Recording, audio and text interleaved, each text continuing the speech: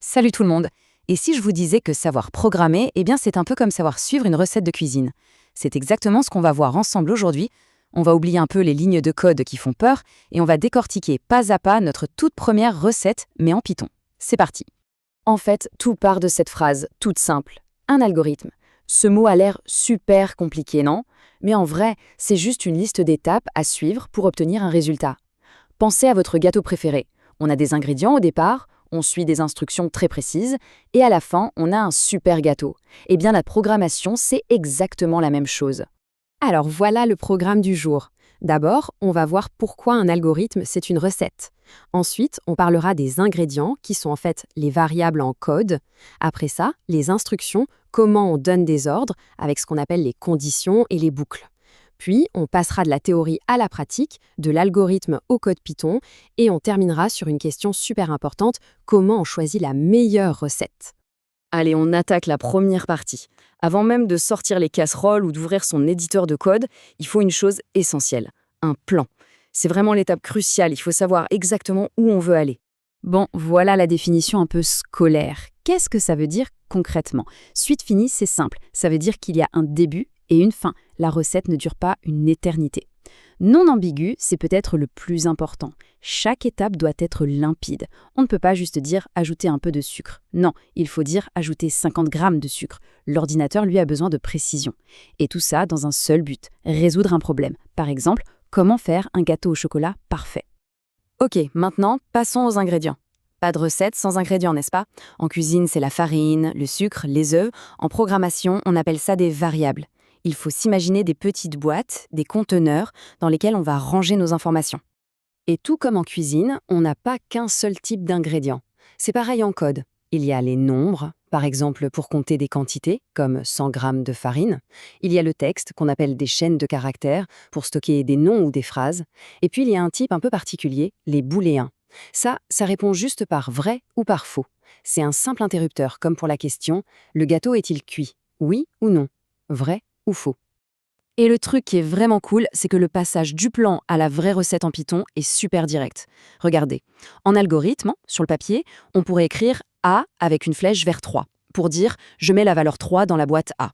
En Python, c'est encore plus simple. A égale 3. Le signe égal veut dire « prends ce qui est à droite et mets-le dans la boîte qui est à gauche ». Et hop, c'est fait, l'ingrédient est prêt à être utilisé. Bon, on a notre plan, on a nos ingrédients, il est temps de passer à la préparation. Les instructions, c'est vraiment là que tout se joue. C'est le cœur de la recette, la logique qui va faire que notre programme prend vie. Alors, premier type d'instruction, les conditions. C'est comme arriver à un carrefour. Faut-il aller à droite ou à gauche? Le programme doit prendre une décision.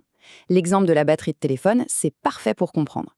Si la batterie est en dessous de 20%, alors l'icône devient rouge. Sinon, c'est-à-dire dans tous les autres cas, elle reste verte. C'est une instruction de base, mais c'est ce qui rend nos programmes intelligents. Et ensuite, que faire quand on doit répéter la même tâche plusieurs fois? Imaginez devoir écrire 100 fois de suite « mélanger la pâte ». C'est là qu'interviennent les boucles. C'est l'art de la répétition. On va juste dire à l'ordinateur « répète cette action ». Soit on lui dit de la répéter un nombre de fois précis, soit tant qu'une certaine condition est remplie. C'est un gain de temps énorme et ça évite les erreurs. Un exemple super parlant, c'est la pyramide de Pompe. On commence par 1, puis 2, puis 3, jusqu'à 10. On ne va surtout pas écrire 10 lignes de code différentes, non. On va faire une boucle qui dit tout simplement « Pour chaque chiffre, de 1 jusqu'à 10, fais le nombre de pompes correspondant ». La boucle s'occupe de tout. Elle compte, elle répète, et elle change le nombre de pompes à chaque fois. C'est simple, c'est élégant, c'est efficace. Ok, c'est le grand moment. On a vu le plan, les ingrédients, les instructions. Maintenant, on assemble tout ça. On va voir comment on écrit concrètement la fiche recette, mais cette fois en Python. Et là, regardez bien, la ressemblance est frappante. Notre plan en français, si, alors, sinon, ça se traduit quasi directement en Python par if, else. If condition, else, C'est presque de l'anglais. Python a vraiment été conçu pour être facile à lire, c'est l'un de ses grands avantages. Pareil pour la boucle qui répète un certain nombre de fois. La boucle pour. Notre idée de pour i allant de 1 à n, en Python, ça devient for i in range n. C'est l'équivalent parfait. La petite fonction range fait tout le boulot de créer la liste de nombres pour nous. C'est vraiment simple et super puissant. Et enfin, notre boucle tant que. Là encore, c'est une traduction littérale. tant que, en français, devient while en anglais, while condition, et le code en dessous va tourner en boucle encore et encore jusqu'à ce que la condition ne soit plus vraie. C'est super utile quand on ne sait pas combien de tours de boucle on va devoir faire. Et pour pouvoir commencer à cuisiner tout de suite, voilà un petit kit de survie en Python. Avec printemps, on peut montrer le résultat final, afficher notre plat. Avec input, on peut poser une question et attendre une réponse. C'est comme demander « vous voulez du sel ?» Pour créer un panier d'ingrédients, une liste, on écrit L égale crochet, crochet. Et pour ajouter quelque chose dedans, on utilise L.append. Juste avec ces 4 outils, on peut déjà commencer à faire des petits programmes qui communiquent avec nous. On arrive maintenant à la dernière étape. Et pour moi, c'est la plus intéressante. Parce que savoir suivre une recette, c'est une chose. Mais savoir choisir la bonne recette la plus efficace, ça, c'est ce qui fait la différence entre un bon cuisinier et un grand chef. Et c'est la même chose pour un développeur. Regardez ce chiffre. 3 suivi de 64 zéros. C'est un nombre qui dépasse l'entendement. On ne peut même pas se le représenter. Eh bien, ce nombre, c'est le nombre de routes possibles pour un commercial qui voudrait visiter juste 50 villes en passant une seule fois par chacune. C'est le nombre de recettes possibles pour un problème qui a l'air au final assez simple. Et ça nous amène à la question fondamentale. Est-ce que toutes ces manières de faire, toutes ces recettes, se valent? Est-ce qu'essayer bêtement chacune des possibilités est une bonne stratégie? J'imagine qu'on connaît déjà un peu la réponse, et c'est un grand non. Pour bien se rendre compte du problème, imaginons qu'on ait un ordinateur surpuissant qui fait 3 milliards de calculs à la seconde.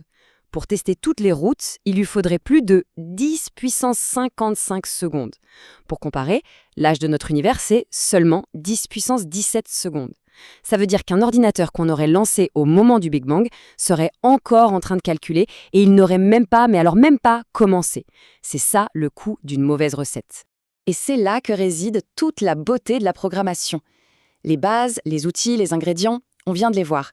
Mais le vrai challenge, la véritable aventure qui commence maintenant, ce n'est pas juste de faire des programmes qui marchent, c'est de trouver la recette, la plus simple, la plus rapide, la plus élégante. Et ça, c'est un voyage qui ne fait vraiment que commencer.